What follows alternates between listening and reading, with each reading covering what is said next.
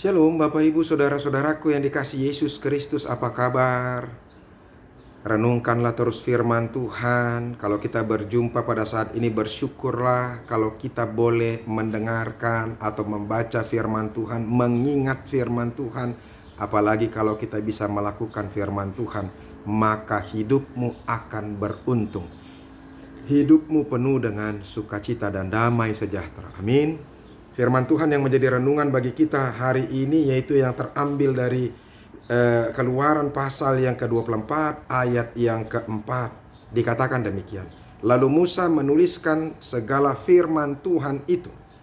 Keesokan harinya pagi-pagi didirikannya lah mezbah di kaki gunung itu dengan 12 tugu sesuai dengan ke-12 suku Israel.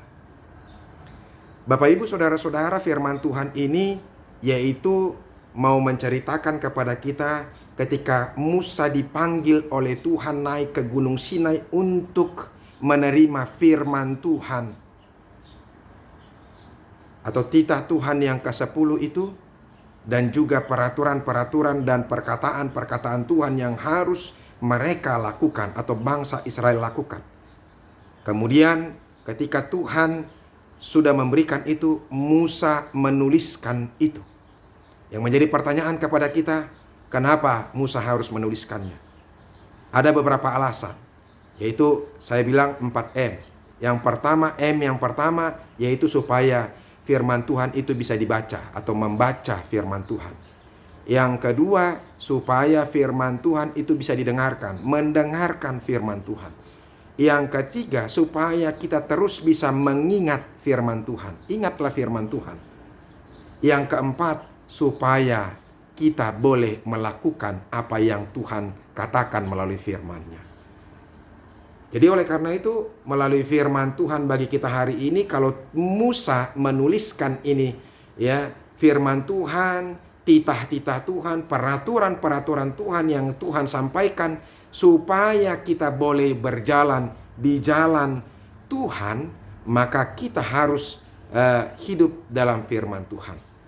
Saudara-saudara, firman Tuhan sekarang sudah ada di dalam Alkitab kita. Dan itulah yang harus kita baca, kita dengarkan, dan kita ingat terus dalam kehidupan kita. Dan kita lakukan dalam kehidupan kita. Dan jangan pernah tidak pernah membaca firman Tuhan. Jangan pernah hidupmu lupa untuk membaca firman Tuhan. Ingat, sesibuk apapun kita, sehebat apapun pekerjaan kita, kita harus terus tinggal dalam firman Tuhan. Kita harus terus membaca, mendengarkan, mengingat, dan melakukan firman Tuhan. Maka engkau akan hidup. Engkau akan diberkati, engkau akan disertai, ya kan?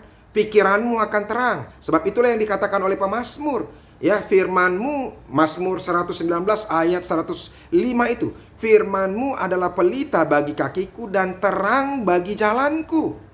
Orang-orang yang hidup dalam firman Tuhan, percayalah, ada begitu banyak pergumulan yang terjadi, ada begitu banyak persoalan-persoalan yang terjadi.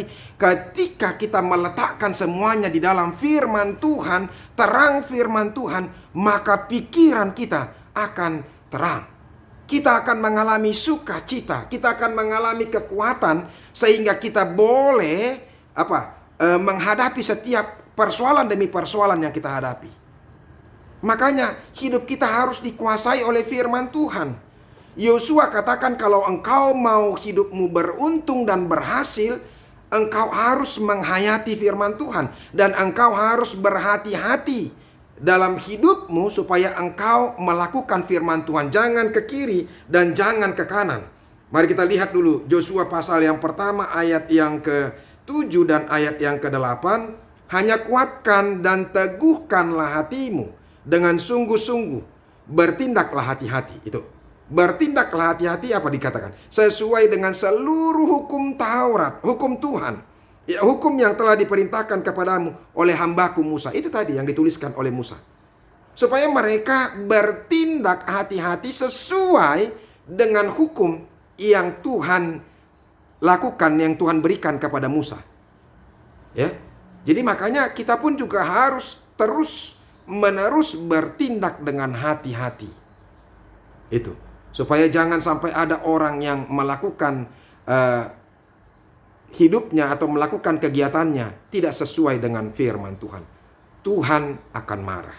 Dia katakan lagi, ya, janganlah menyimpang ke kanan atau ke kiri. Jangan membelokkan hatimu, jangan berlaku curang.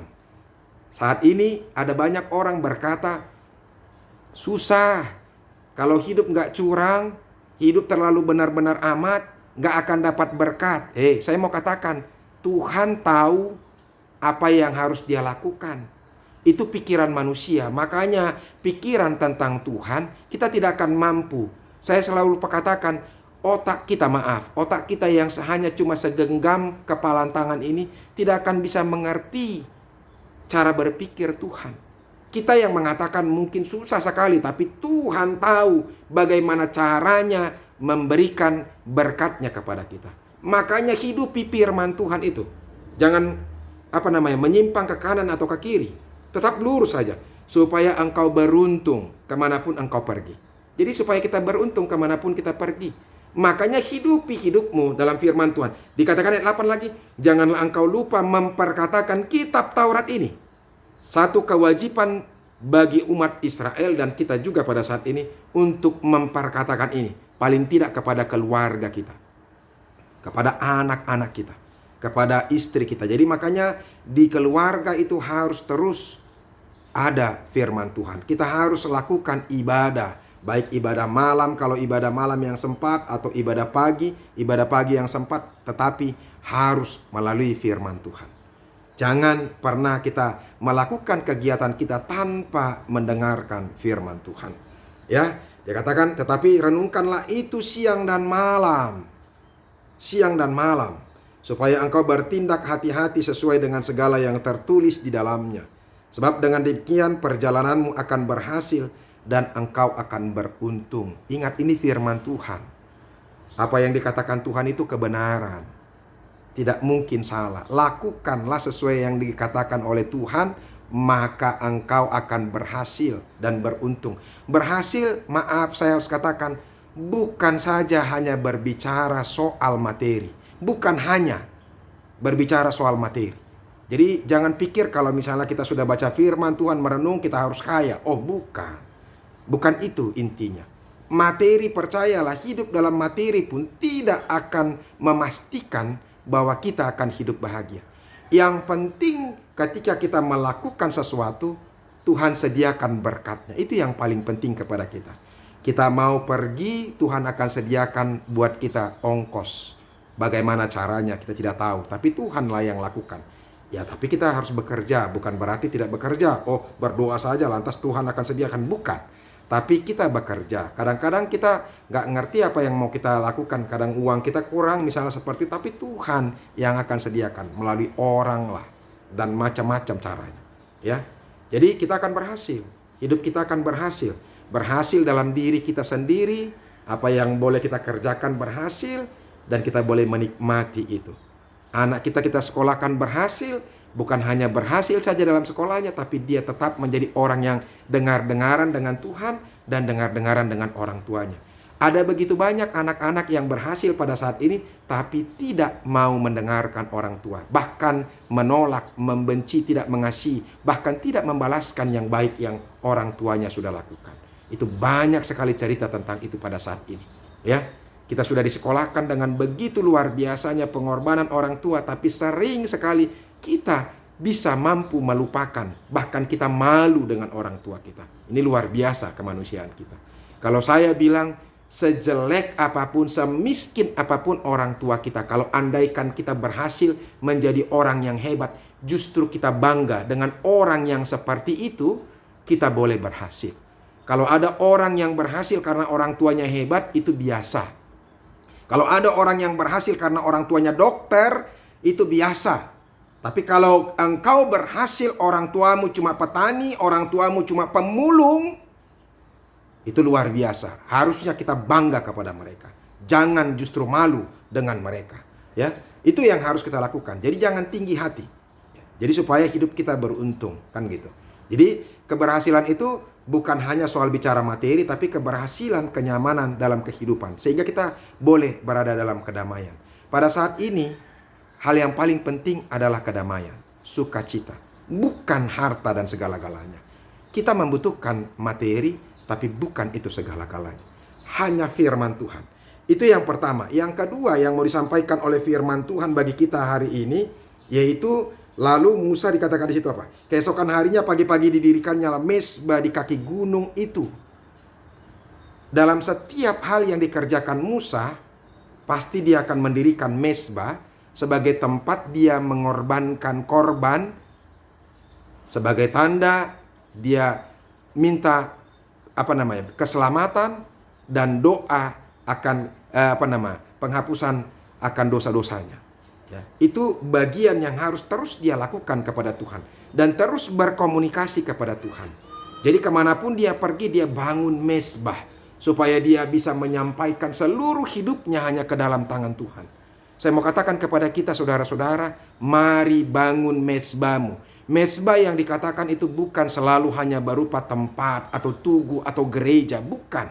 Pada saat ini mezbah itu adalah hidupmu sendiri, dirimu sendiri. Ketika engkau berlaku baik, ketika engkau menjadi orang yang benar, dan Tuhan pasti akan tinggal dalam hidupmu. Engkau akan menjadi mezbah bagi Tuhan. Hidupmu, dirimu adalah mezbah bagi Tuhan. Makanya teruslah beribadah, teruslah berkomunikasi, supaya Tuhan memberkati kita. Semoga firman Tuhan ini mengingatkan kita dan meneguhkan kita. Yang pertama, ingatlah akan firman Tuhan, hidupi terus. Membaca, mendengar, dan mengingat, serta melakukan apa yang Tuhan sudah firmankan kepada kita. Jadi kita harus tinggal dalam Tuhan. Yang kedua, beribadahlah terus dalam hidupmu. Jadilah orang yang benar, ya, dalam hidupmu terus, supaya Tuhan memberkati. Jangan pernah lagi mau mengandalkan dunia ini. Tidak akan pernah puas, tidak akan pernah bisa menyukakan hati kita. Kalaupun kita boleh sukacita dengan dunia kita ini, tapi itu hanya sementara. Kalaupun kita bisa mendapatkan jabatan, kedudukan yang luar biasa yang kita damba-dambakan dalam hidup ini, percayalah setelah kita dapatkan pun itu tidak akan pernah memuaskan dan menyenangkan batin kita. Hanya orang-orang yang terus bertemu dengan Tuhan, hidupnya penuh dengan sukacita. Semoga firman Tuhan ini menyukakan hati kita dan memberkati kita. Tuhan Yesus memberkati. Amin.